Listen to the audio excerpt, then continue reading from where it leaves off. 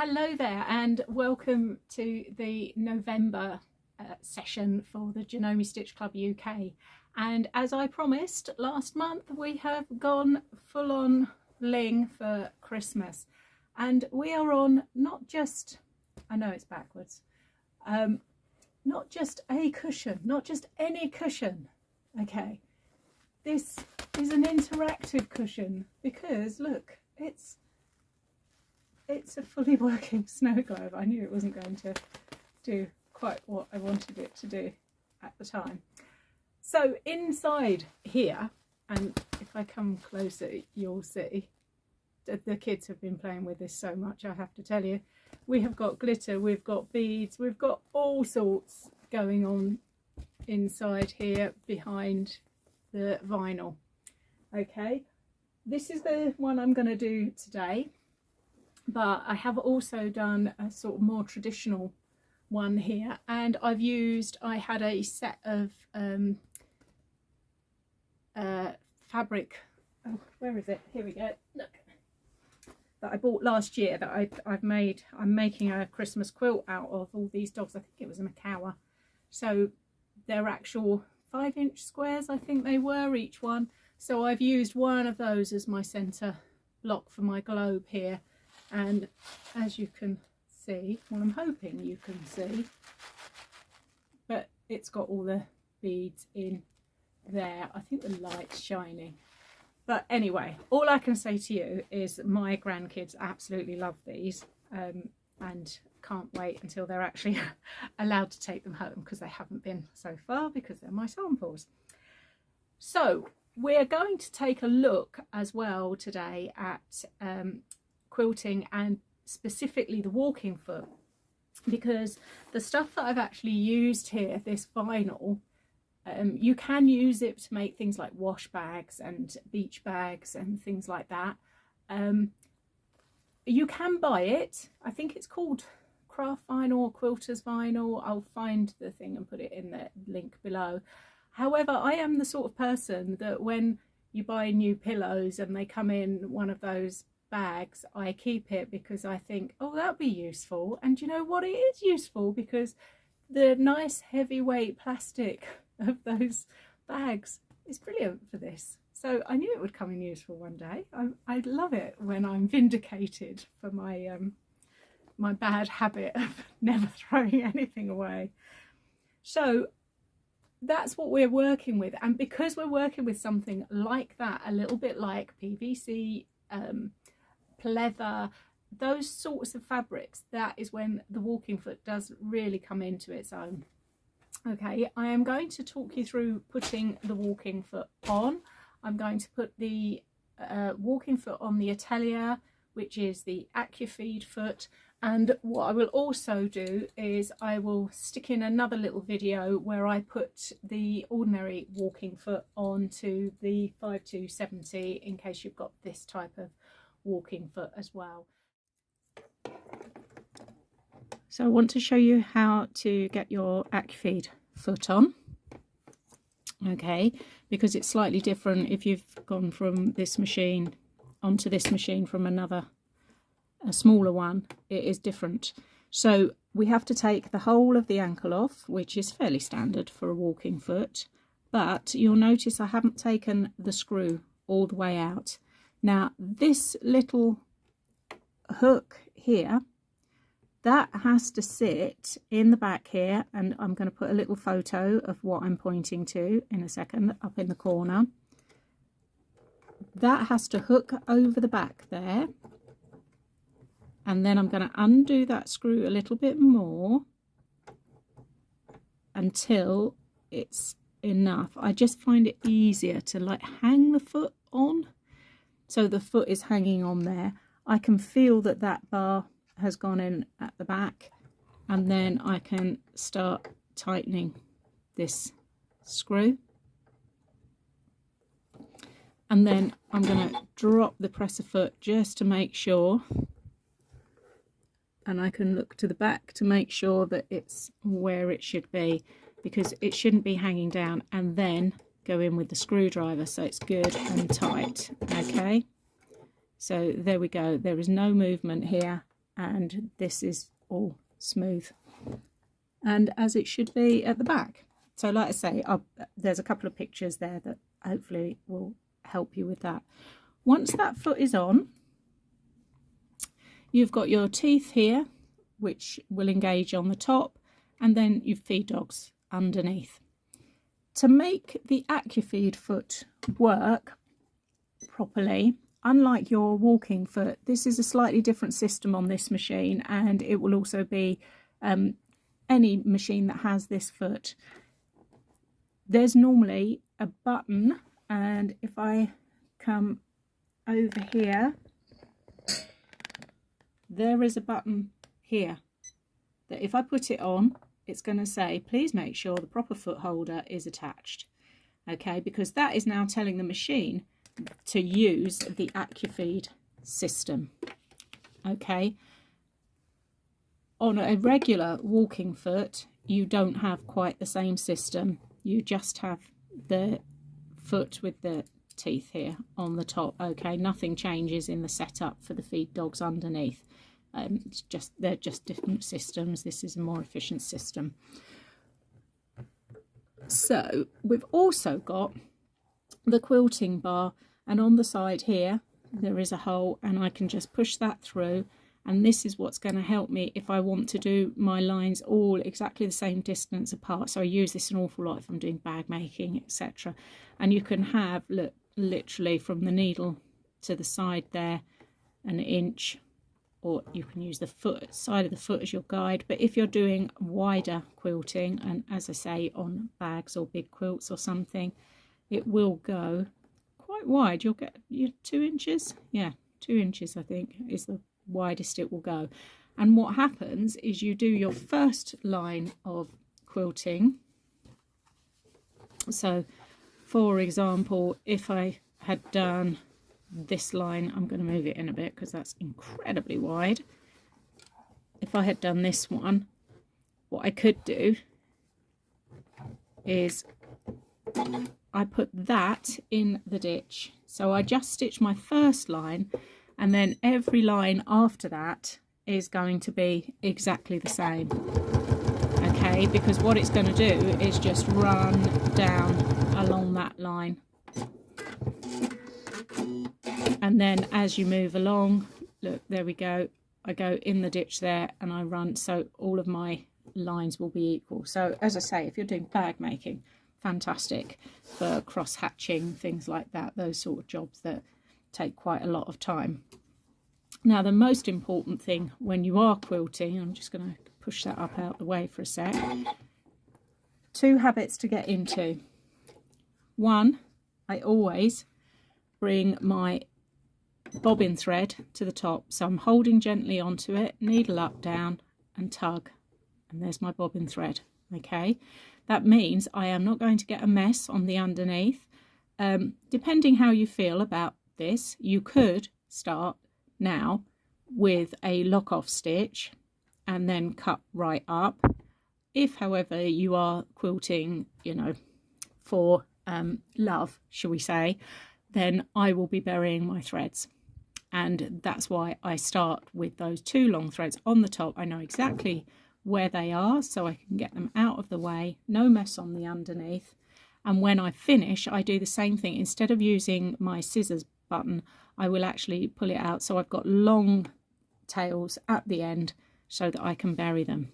The second thing I always do when quilting is I'm going to take my stitch length up, okay, and I will normally take it up to 3.5. Okay, it's partly because it generally, you're going through thicker fabric, so the thicker the fabric, the longer the stitch length you need, but also it just looks better. Quilting is really a top stitch. It's kind of, it has a purpose, but it is also decorative, and it just looks so much nicer when it's a slightly longer stitch. Okay, what you might find is that if, for example, you were quilting with like this sample here, I've actually used 2 pieces of batting because I've got a jacket that I've cut out, and I want to quilt the jacket pieces, and I want to use double wadding just to make it much warmer. So I've been messing around with, you know, what stitch length, etc, etc. But what you'll find is if I go and take my stitch length down, so say I was on 2 or something like that, not only is it going to take me an age, so it's a lot slower, which, you know, if I was doing lots and lots of cross hatching quilting, I'd be here forever. But you might find as well that the machine might struggle a little bit to walk through. But that doesn't look like quilting, does it? It's far too small. This looks much nicer. The longer stitch definitely looks much better. You can see it better there where they're both in the same colours. That's the point. Actually, you'll notice I don't always have the same in the top and the bottom. Sometimes I'll match the colour to the bottom of my quilt and the colour to the top of my quilt. I do often tend to use a slightly lighter weight thread in the underneath, but as I say, we will go through quilting again, you know, do another couple of projects, because today we're just looking at a cushion, so we're not going to need anything more complicated than just some bog standard quilting. And because it's a small project, if you don't have a walking foot, you'll probably get away with it anyway if you're on a reasonably thin batting, okay, because it won't shift quite as much in a small space. It's on a larger quilt where things tend to get a little bit, they just tend to move around. The top will go at a different pace to the bottom, which is why you need those little teeth on the top, and they help to even up the feed as it goes through, hence the other name for it, the even feed foot. So hopefully that's just a little explanation for the walking foot. Any questions, do put them in the comments, and as I say, we will come back to this again in the future, definitely. Okay, so first up I'm going to do the 5270 and put this walking foot on here. Okay, so these are the teeth that are going to help to even up the way it's fed through. And this bar here, it's really important that you get this in the right place. So I've taken off, unscrewed and taken off the whole of what is known as the ankle. I've left a presser foot attached to it because it's a darn sight easier to find if it's still got a presser foot on it. You really don't want to lose your ankle, that's for sure.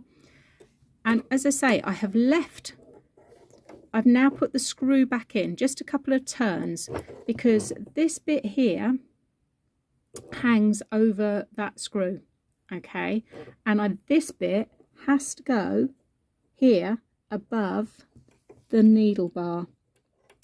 Okay, so the easiest way to do that is to put that above the needle bar, and then look, I can just slop that on if that is on that little screw there, because it will just take the weight of it. So it just means that, you know, it makes life a little bit easier than if you're trying to then get that screw in. And then I'm going to screw that up, and I would always say, just going to use my fingers first, there you go. I think I'm knocking the camera slightly less if I do it this way. Always go in and tighten up with the screwdriver as well, because the walking foot is going to get a lot of work. Okay, there we go. So that's nice and tight. Okay, and I think you can see that that bar is up here above where you change your needle. First things first, I'm going to just stitch my little trees on the background. I've put a little bit of stitch and tear on the back here. I've already done 2, and I'm using that tiny little straight stitch that I often use for raw edge, a plique, and so I've taken my stitch length right down to 1. I'm just on the regular straight stitch, and I'm using my open toe foot so I can see. I Bonder webbed these on. It's a great one for scraps. You can do any shape you like. I've just tried to keep it really, really simple with this one rather than getting involved on different shapes. One more, I think. There we go. And then just go down the side here. And that's all it needs, just to hold that all in place. Okay, that's a job done. Next thing I need to do is just to do some little trunks. So I'm going on to my zigzag stitch so that I can really tighten that up. And I'm going to do about stitch width of about 2 probably don't need it any wider than that because these are quite small, aren't they? But I've taken my stitch length, I've closed that right up, so I'm on 0.4 and just gonna take that down, not very long.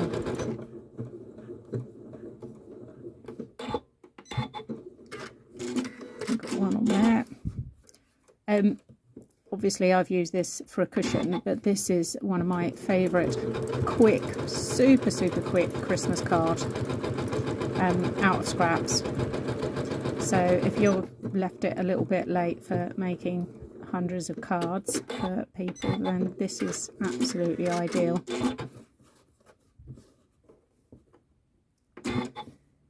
Little star on the top, or you know, a couple of little star stitches or something like that, and it looks great. There we go. So they've now got trunks.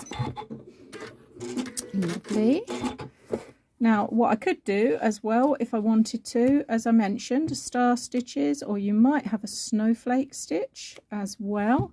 So if you have a snowflake stitch, that's quite a nice one to just do a couple of those as well. I don't want to do too many because I don't want to, sounds a bit daft, but I don't want to interrupt the flow of the glitter as it comes down on my snow globe. So I've now got my walking foot on because I'm going to be working against this slippery stuff. So it definitely shifted when I didn't have the walking foot on. And what I've also got is 4 of those 2-inch squares, which I have drawn through the centre from corner to corner. If you're using something with an actual pattern, just be aware of that. So I kind of double checked that I was going in the right direction. I mean, it's not going to make a whole hill of beans on this, but like I say, sometimes it's just worth checking it. If you're using like a stripe or something. As I say, on this one, it didn't really make that much odds. And I'm putting it over the plastic I've cut bigger because it shifts so much. And I'm covering the square of blue, and I'm going to pin, because normally I'd say with these sorts of products, don't pin because you're making extra holes.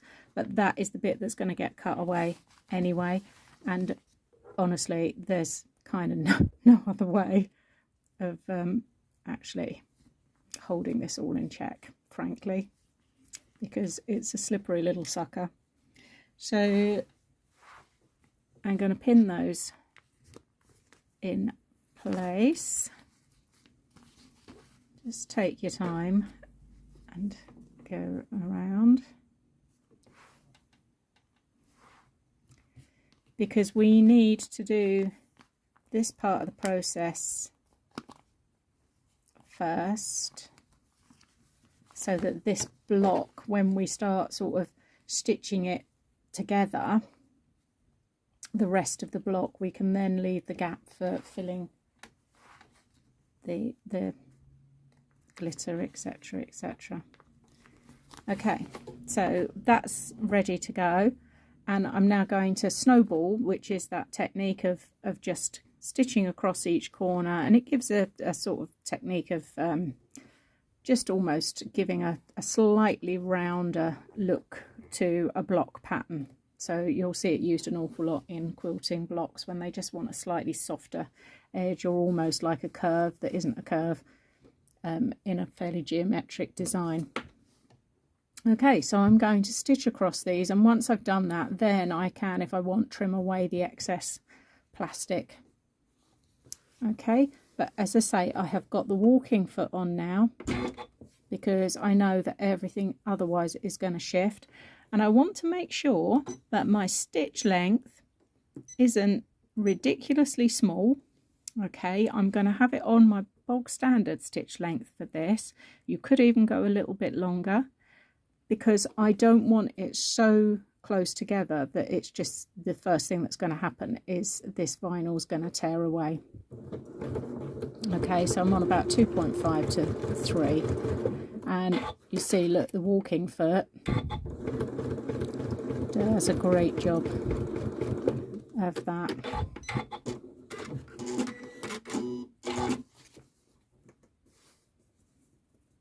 Yeah, across all those corners, and I'm following that line that I've drawn, corner to corner. And as I say, you will see this technique used a huge amount. That and half square triangles are two of the most popular techniques in machine pieced quilting. Right, another one here.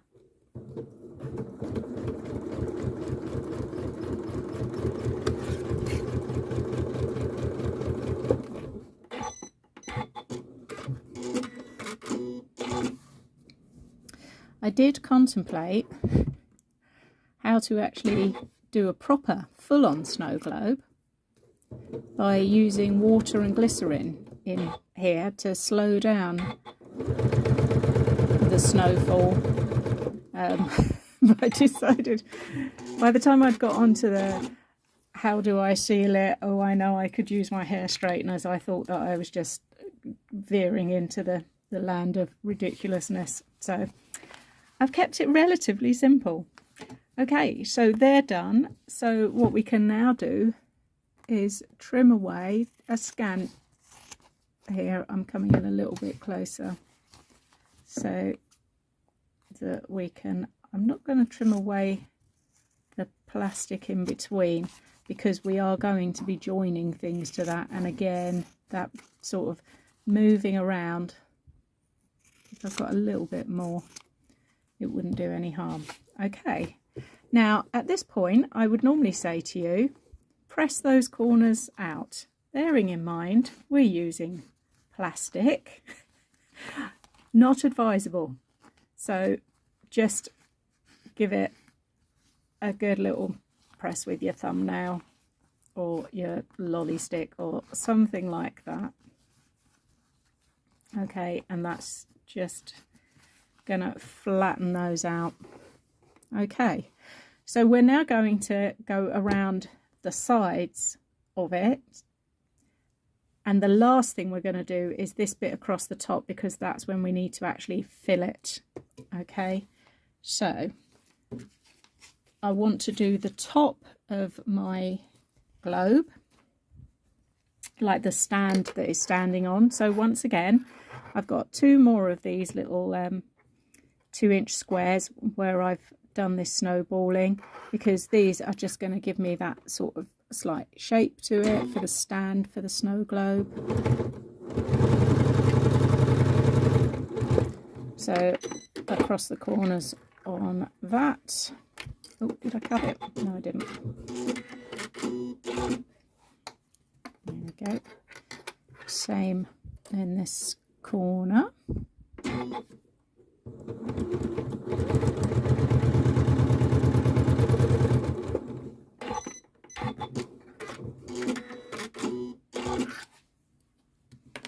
Okay, same thing, I'm going to trim that away.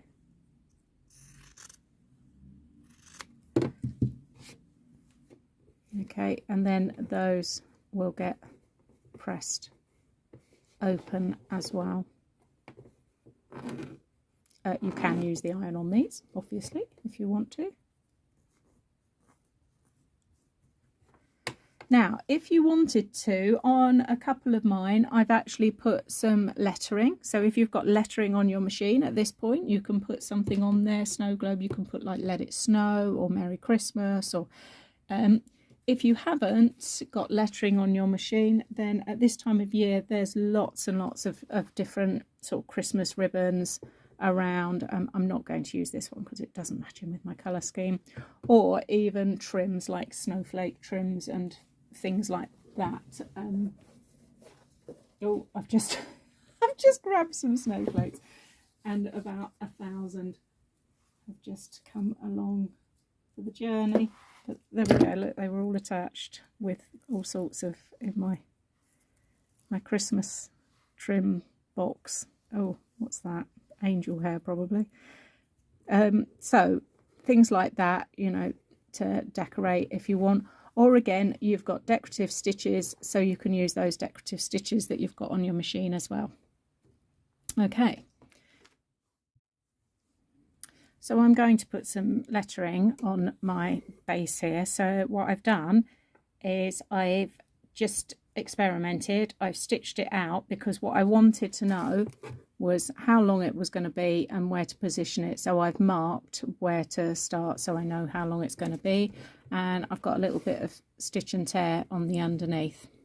Okay, so off we go. And I'm going to keep my speed nice and low on here.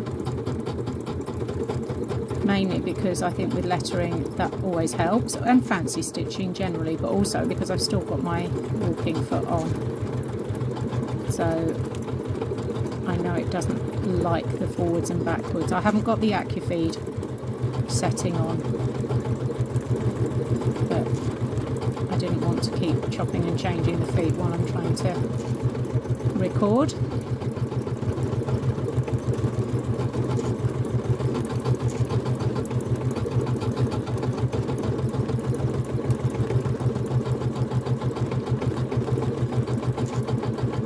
If you're unsure when you're doing lettering, one of the best ways to do it is actually to just do it on another piece of fabric, to be honest, and then applique that, or ribbon, and applique that on.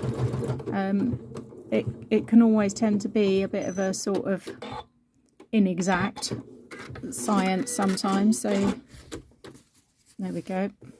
And what I will do is go in afterwards and with my needle, my thread ripper, and I just get rid of all these little jumps in between. So I cut them in the back like that.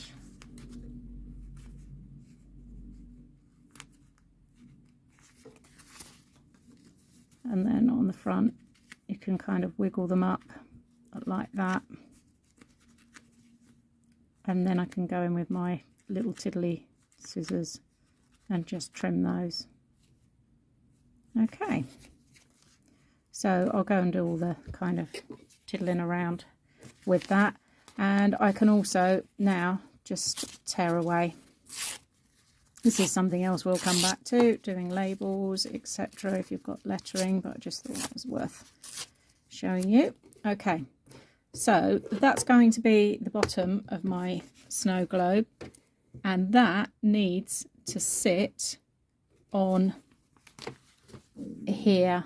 Okay, so that's going to match up to that bit.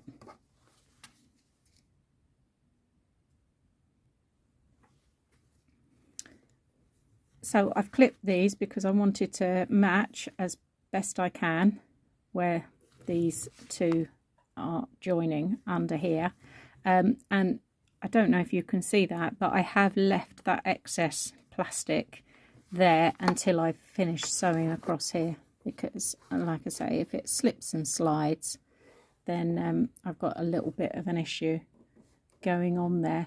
So let me just go on to my 1/4 inch stitch. Hang on, so there we go, we're in the quilting. There we go, stitch 2. Okay,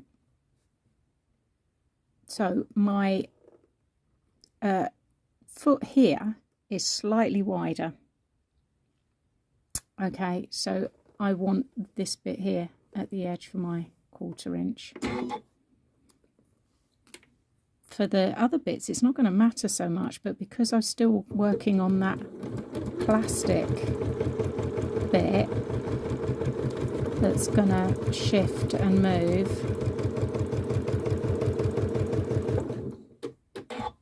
I want to do that first line is quite close. It's more like an 1/8.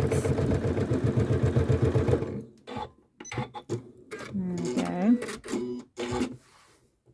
Yeah, that's all in place. Okay, so now I'm going to do my 1/4 inch because I was just worrying about that moving everywhere.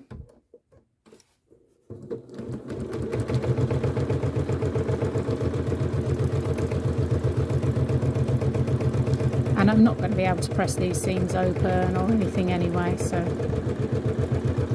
there we go.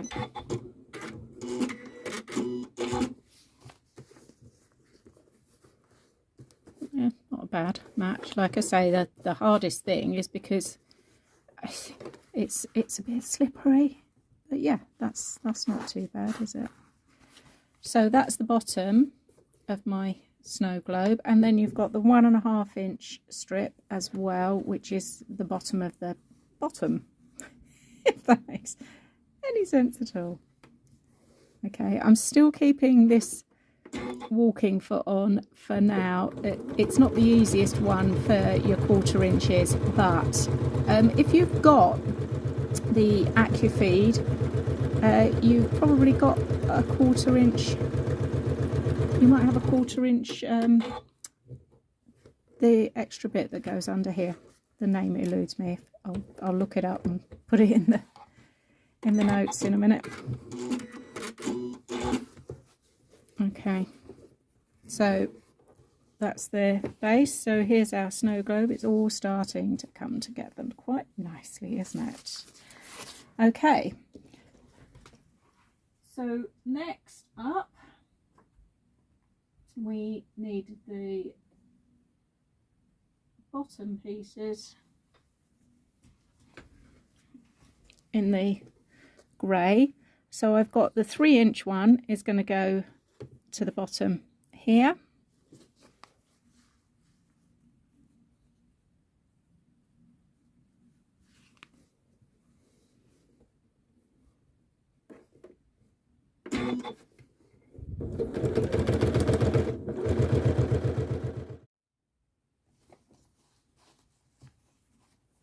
So that's the 3 inch by 6.5 inches on the bottom, and then I've also stitched across the top here. This is the 4 inch by 6.5 inch. Okay, so this is going to be the center of the cushion. So the last things to do are going to be to add the side pieces. Now I'm going to add one, and then before we add the other one, that's when the magic happens. Okay. So this one is added. So I now want to get the sparklies in here. So I've just used a little bit of card to make a funnel. This is where it's all going to go horribly wrong. Okay, and I have here a selection. I've got some quite big glitter. Okay, I can't even remember where I got that from. One of my girls said it was makeup glitter, and then I've got some little blue beads as well, and then there should be some silvery. There's some more silvery. Look, there's a few little white seed pearls. I don't know about you, but I have got a fairly random... Ah, here we go, look. Except I should have taken all the tops off because I now can't do that, or it's all going to go. These are tiny. So that's my recipe. Okay, and look, they're now all in here. that glitter is lovely because it kind of sticks a little bit. And like I say, I have a feeling it's a sort of makeup-y one or something like that. You know, because I often go out with glitter of my eyeshadow. So now what we need to do is make sure that's all down the bottom, out of the way, and stitch this final side on. I cut my sides slightly too big. Either I've cut them too big or I did the measurement wrong and it should have been 14.5 or... But it doesn't matter because we can trim it down afterwards. You can make these whatever size you want. I'll show you the other block in a minute. As it comes in, look, can you see it sliding away? I'm not going to pin it or clip it. I'm just going to, again, because I've got that extra bit of plastic there.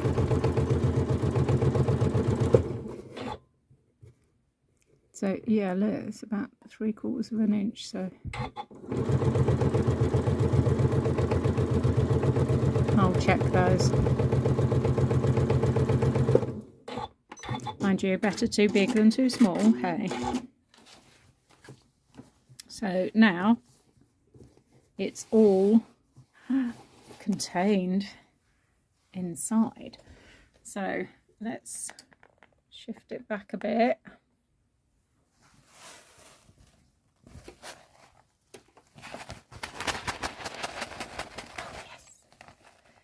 So that's working rather nicely. Okay, so that is our snow globe.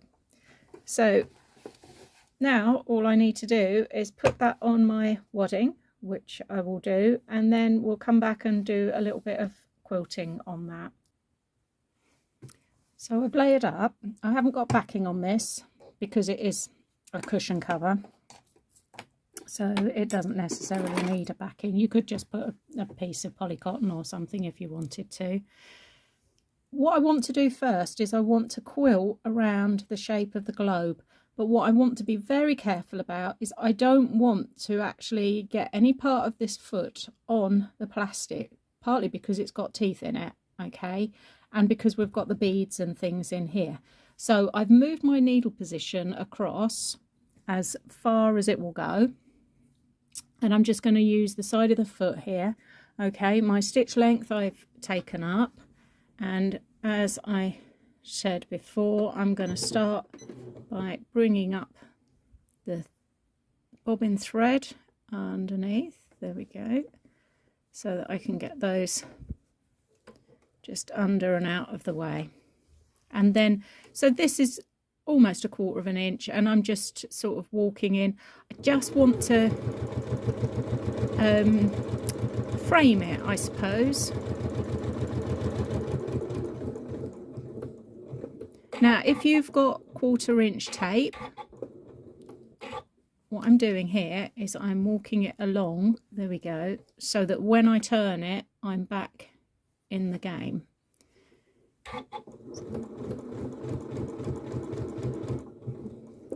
And I'm going to do that, maybe one more stitch. There we go.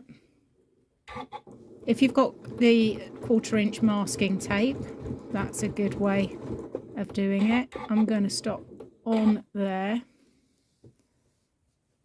So this was a guide because I've got that seam there. And then off I go again. But like I say, I don't want that foot going on to those beads because it's going to push down and possibly split the vinyl or put little digs in it. Ask me how I know. It's all been a learning curve, this whole process.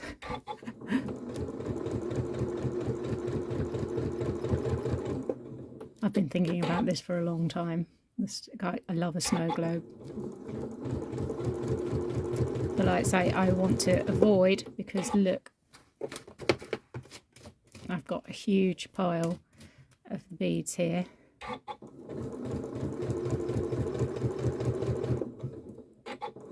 One more. Yep.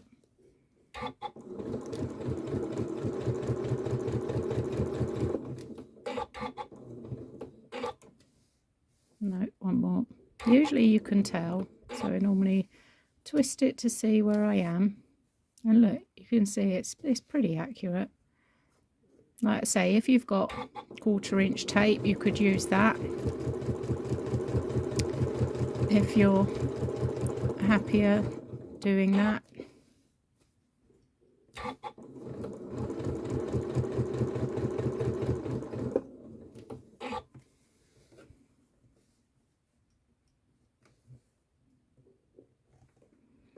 Right, got to take him up because that I've just gone very slightly over. So there we go. I went too far that time. Normally it's the other way around. So normally only 1 or 2 steps over to give you that distance. Another one. There we go. And then I'm just going to walk back and then do a lock off there.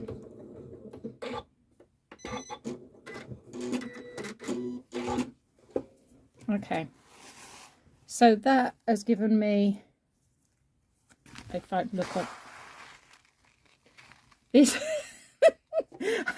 I'm not going to cut this part out of the video because this is my life. This is literally what I do all the time with wadding, and I'm pretty sure that a lot of you do it too.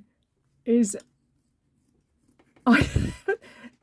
like a magnet, isn't it? So bits and pieces just get stuck to it all the time. And this is a lesson in making sure that you have a clear work surface.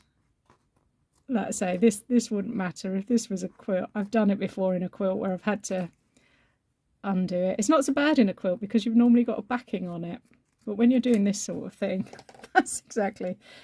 At least it wasn't like a scarf or a piece of clothing or something like that. Right, anyway, let's pretend that never happened. So we've now got that going all the way around our snow globe, which means we can now quilt the rest of it exactly as we want. Now, I'm a big fan of just winging it, and I think with this sort of thing, actually on a cushion, you can just follow straight lines, and we've talked about the bar so that you can put the bar in. But what's also quite nice, to be honest, is just to do gentle curves. This is, to be honest, I quite like, because of the fabric on both of these cushions, I've got this is a Lewis and Irene Bumbleberries, which I love. I'm kind of thinking, okay, well, this is looking a little bit like snowy fields. Okay, so I'm going to come down and turn and then come in, and I'm going to come back up to the line where I've quilted on my globe so that I can then walk a few steps down that line. And then I can just come out again. And I'm just doing a very gentle curve. Okay. And then come down again.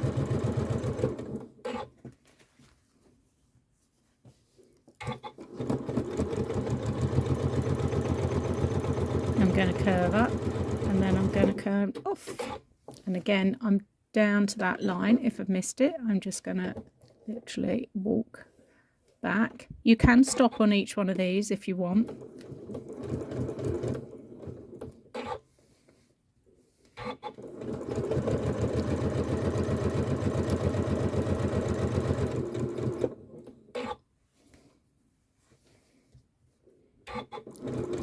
I just think sometimes it's nice, and I'm within the sort of the 1/4 of an inch as I go down the side here.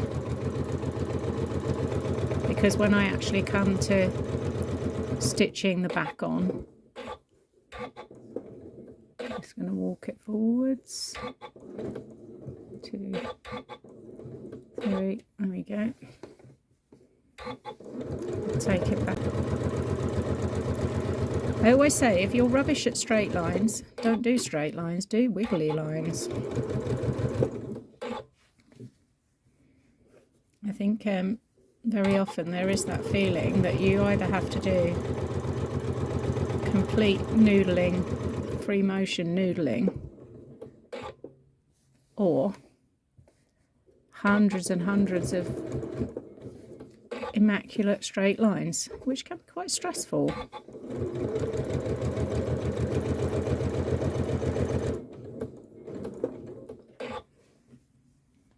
So now we're down the bottom, get those out of the way.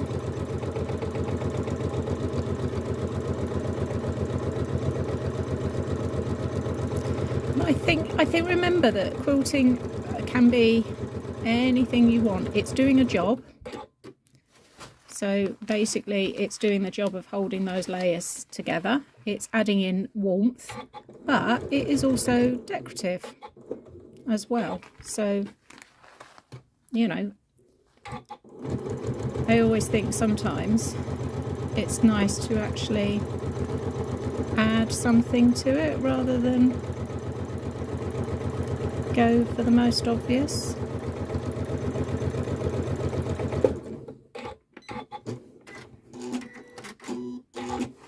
Okay, so if I show you the back, look,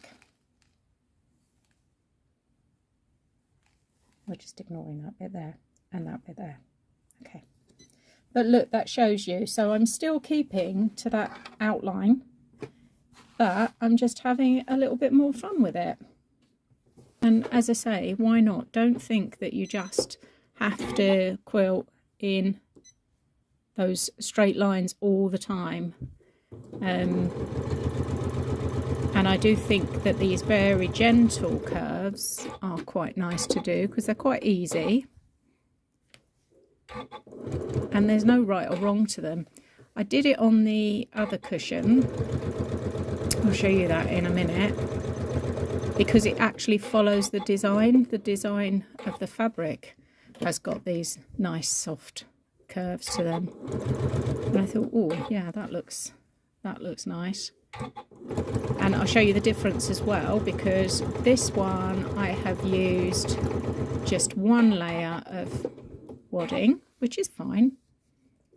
You know, it's not cheap, but I'll show you the difference in the texture that you get, which is why very often when you go to those shows, you know, a lot of people who are quilting are quilting through double whammy, so that it gives the most intense effect.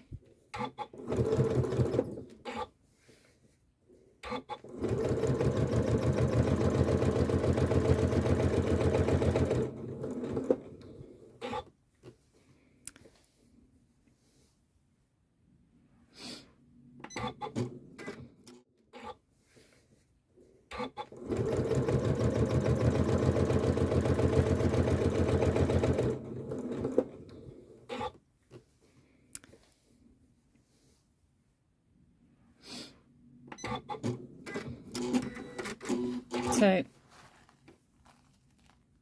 there we go, all done. Bring it back out, and like I say, I'm going to show you the back because then you can see exactly where I've done all this quilting.